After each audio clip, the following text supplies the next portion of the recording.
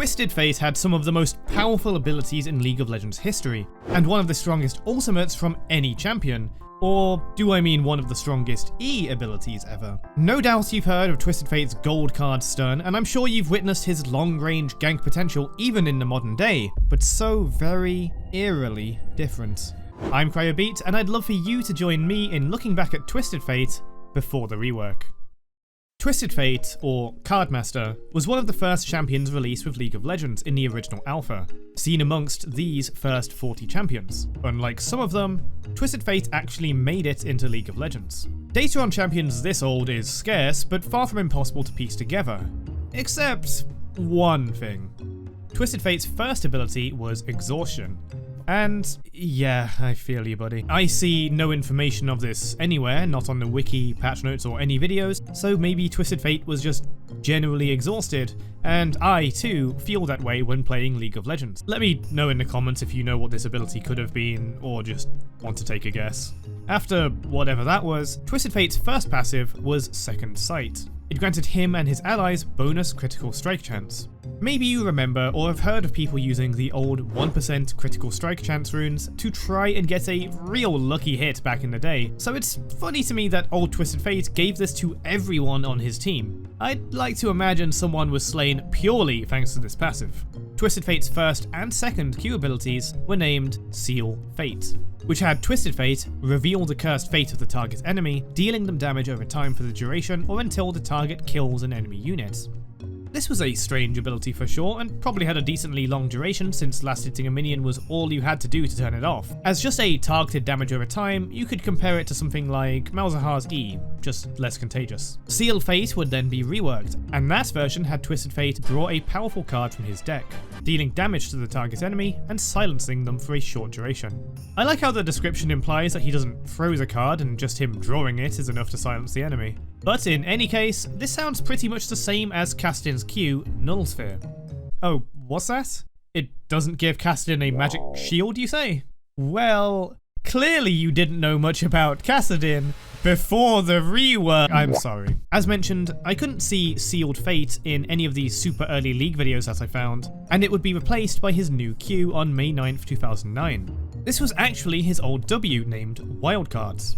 Unfortunately, while we more or less know what the ability did from May 9th, 2009 onwards, this throwing of free cards was actually completely new. The old W version of Wildcards is something I can't definitively find anything on, other than that it did variable damage, dealing anywhere between 1 to 100 damage at max. But given in this old video, this Twisted Fate, who may or may not be a boss, doesn't seem to use any abilities. This means old wildcards might have been an auto-attack effect to grant bonus variable damage. If you were an alpha player and know what any of these old abilities were, please comment below, or just give your best guess if not, or pretend you're an alpha player, I mean who could know for sure. Also introduced in May 2009 was Twisted Fate's W, pick a card. Twisted Fate cycles through 3 cards, and the timing was a bit different then, as you can see in the video. The timing to get a gold card was a bit tighter, and it lingered on the blue card for longer. As for what they did, they all gave bonus magic damage, but each tier of card got a stronger bonus effect in exchange for taking longer to draw. The blue card lets Twisted Fate draw another card, which meant he could immediately use pick a card again, as seen in this video where the player is spamming blue cards on the turret to use Sheen. The red card dealt damage in a circular area of effect and slowed all of the enemies for 1 second, so a much stronger card in exchange for putting pick a card on cooldown. The one that's going to hurt your brain a little is the gold card. Gold cards dealt magic damage and stunned enemies for 1.25 seconds in a circular area of effect. The gold card was straight up just better than the red card. It also did area damage, and instead of an area slow, it did an area stun that lasted longer. Also, there was an interesting bit about gold cards that this old League of Legends guide video stated that was not on his patch history. Blue increases your damage and can be dodged. Reds are an AoE snare and a moderate increase in damage and can still be dodged. Gold cards can't be dodged, apply an AoE stun, and deal high single target and AoE damage. Dodge is something we'd associate with Jax or even Nyla today, but was an actual stat in the old League days that gave a chance to completely avoid an attack, owing to MOBA's roots in Warcraft 3 and Broken Piece of Demon Hunter. The superiority of the gold card was a reward for its more precise timing and the longer time it took to draw. Of course, this didn't actually balance it at all, which is why it hasn't been an area stun for literally the last 15 years. But the original Twisted Fate wasn't done being a broken champion just yet. Twisted Fate's old E was Gate. Now, some of you might already know that Gate is an ability Twisted Fate still has today. Twisted Fate's current ultimate is called Destiny, which reveals everyone on the map, but then it allows him to cast Gate. His old E was that same ability, which back then was a global teleport to anywhere on the map.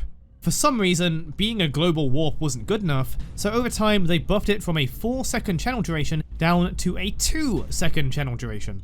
Also, its cooldown was between 90 seconds at level 1 and down to just 30 seconds at level 5 at this time. Twisted Fate's old ultimate was still Destiny. Like today, it revealed all enemies on the map, but it also slowed them by 40% for 3 seconds.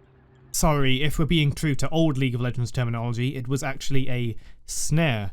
I never really understood that term when I started playing. Destiny had an extra effect on the May 9th rework as well, which was extremely broken. I'm, of course, referring to how it revealed stealth units. With how powerful stealth champions like the original Shaco— nah, I'm just messing with you— it completely removed Gate's channel time. So Twisted Fate had an undodgeable area stun, burst damage, and effectively a global flash. Honestly, one of the opening lines of this old Twisted Fate guide summarizes it pretty well. Cardmaster is currently considered one of the strongest champions in the game because of his obscene lane control, map control, and gank potential. It's worth noting that in his current incarnation, Cardmaster is a universal ban in competitive play. There was a length of time where both Destiny and Gate's cooldowns, while giving the teleport effect, could both be 30 seconds at max levels. So yeah, banned in all competitive play seems fair. There's also a weird bit on the May 15th, 2009 patch that lists Destiny as having 5 ability levels. Either it was temporarily swapped with Gate, or maybe they just made a mistake here. In summary, Twisted Fate was a global menace that had immense range on his Q, overpowered AoE stuns on his gold card, and he could stun anyone, anywhere, from level 6 onwards. There were a few more interesting patches following this, such as wildcards becoming a unit-targeted ability rather than an AoE skill shot, Destiny halving the gate cast time instead of completely removing it, Destiny also used to give enemies vision of Twisted Fate during the duration, and Gold Card was nerfed to only stun the main target, but still damaged and slowed surrounding enemies. But only lasted a few patches before they decided AoE Gold Card was a bad idea. But then, finally, we get our main gameplay rework of Twisted Fate on patch 1.0079, March 16th, 2010. This brought him a lot closer to today's Twisted Fate, but still not quite there yet. His new passive was Loaded Dice. Instead of global critical strike chance, it granted himself and his allies an extra 2 gold per unit killed. Wildcards remained more or less the same, but had a lower AP ratio to make way for the reworked W, Pick a Card. No longer would cards bypass dodges or blinds, and each card now had a more distinctive effect. Blue cards would no longer draw a new card like the Flower Cardian Dream, but restored mana equal to the damage dealt. Red cards still dealt the same damage as the blue cards, but the slow and duration were buffed. Gold cards were finally nerfed and had half the base damage of the other two, but their stun duration was still buffed, getting stronger with each level of W. A bonus fact in these patch notes is that it listed removing the attack speed cripple effect from red cards. Patch notes didn't list that previously. Though back when gold cards were AoE, a 1.25 second stun was still better than 1 second of attack speed and movement speed slow. His new ability was his E, Stacked Deck. He would gain some bonus attack speed and cooldown reduction, up to 15% out of a maximum of 40% cooldown reduction at that time in the game, and every 4th basic attack dealt extra magic damage. Stacked Deck helped enable AD Twisted Fate. He didn't have any AD ratios, but some bonus attack speed and focusing on basic attacks with W and E helps it out a bit. Pick a Card's ratios at this time were purely AP for bonus magic damage, rather than converting the entire attack, including 100% of AD, into magic, so there was a bit more synergy at the time with Critical Strike. His AP ratios getting hit with this rework probably helped AD Twisted Fate be a thing as well.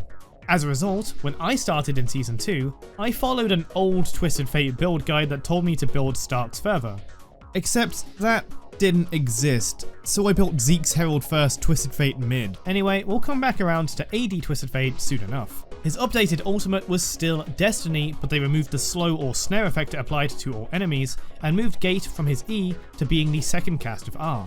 Essentially, this just disabled the low mana cost, low cooldown, long channel time version of his teleport, forcing you to use the Destiny to Gate combo with a higher mana cost and cooldown. It was still global at this time, and of course, was still very broken. These miserably low AP ratios would get some buffs over time, and we can see nerfs to AD Twisted Fate alongside them in patch 1.0087, June 8th, 2010.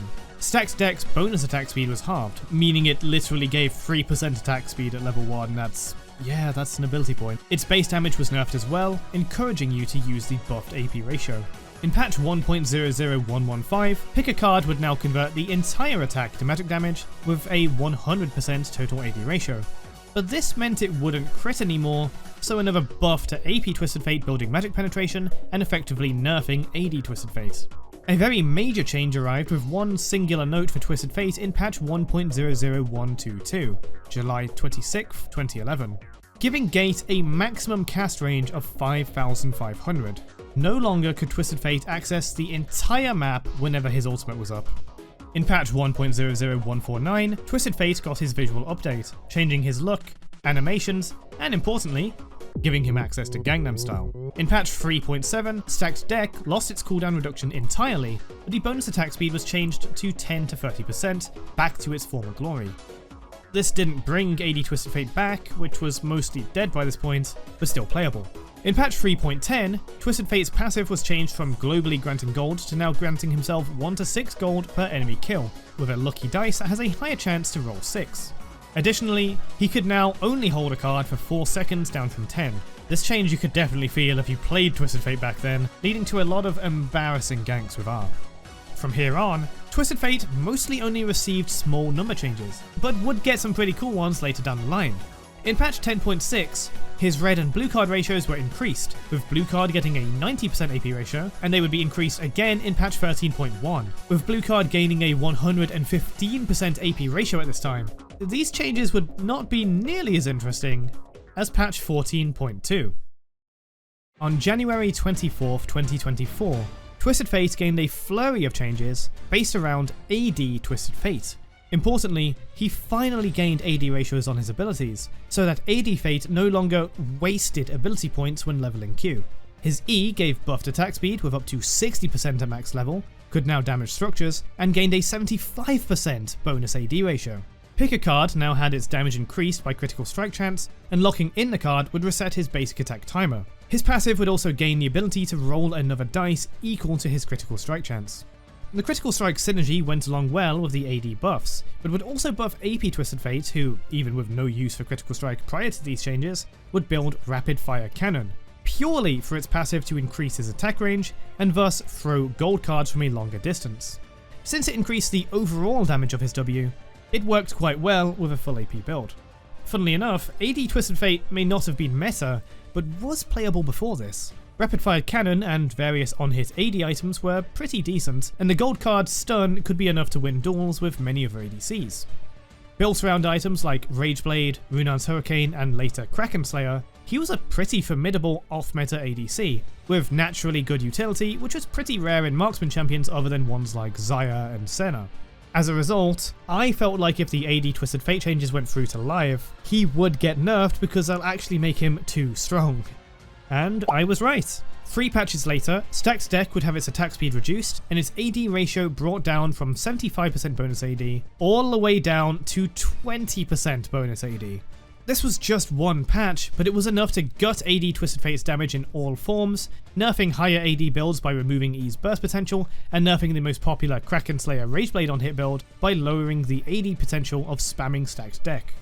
Alongside patch 14.4's attack speed growth reduction and 14.12's attack damage growth nerf, Twisted Fate would go back to building AP again, even with the lowered blue card ratio from 115% to 100% in patch 14.4. But at least it still benefited from the critical strike ratio when building Rapid Fire Cannon. AD Twisted Fate is still better after that rework than he would have been before, but the power of other marksman champions, threats like assassins, bruisers, and even support champions only got stronger over time, and thus, AD Twisted Fate became harder and harder to play on Summoner's Rift. Though still playable, few now would choose to do so. And this is a great time to throw it to you. Would you still play AD Twisted Fate today, or is he a bit too much of a troll pick for your taste? Do you even think the Cardmaster should be an AD champion at all? And finally, how broken do you think old Twisted Fate would be in modern League? Please leave a comment down below. Once again, I'm Cryobeats, and speaking of off-meta, I love to play it over on my Twitch channel, which I'll link in the description. I'm a big AD Fresh enjoyer and a big AD Twisted Fate enthusiast as well. And speaking of enthusiasm, I'm a big fan of Old League, if you couldn't tell already, and will be playing a lot of Classic. So hope you'll come take a look at that. Hope I'll see you again next time. There are many more champion reworks to look at, and many others I've analysed in the past that you can watch after this one. I hope you have a wonderful week, and take care. And a big thank you to these members for supporting the channel: War Squid, Ultimate Ground, my dad, Gentleman Zeta, Luna Eagle 1996, 53rd Alabama Booty Obi-Wan Kenobi, Mr. Noodle, Pike Only Fans, Tioman Caranthil, Dario Castro, Overseer, and Luca, Luna Arc, C-Posh, Senya Scrim, AJG Beat 91, Sir Gaming Brain SGB, Lexivix, Boomborn, Goku Gonza, Logan James, Young 06771, Gingerbread Dude, Patricio Garita, Yompe006, Torgan, Zanata Wright, BBB Archmage, Jacob Max 6308, KO Arc 223, Mr. Hunkill, Ozco, Valangeist, John Rigo Galicio, King Leof, Starstrike, and Francisco Delicio. Thank you all so much for supporting the channel.